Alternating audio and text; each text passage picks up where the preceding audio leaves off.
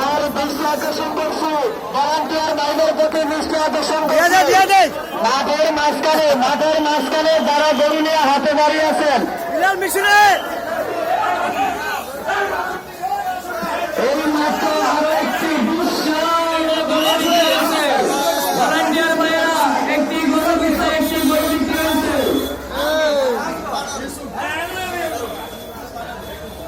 তারা গরুর মাঠের মাঝখানে যারা দাঁড়িয়ে আছেন গরু হাতে নিয়ে তারা অবশ্যই যেখানে ভোট পাবেন সেখানে গরু বাঁধবেন।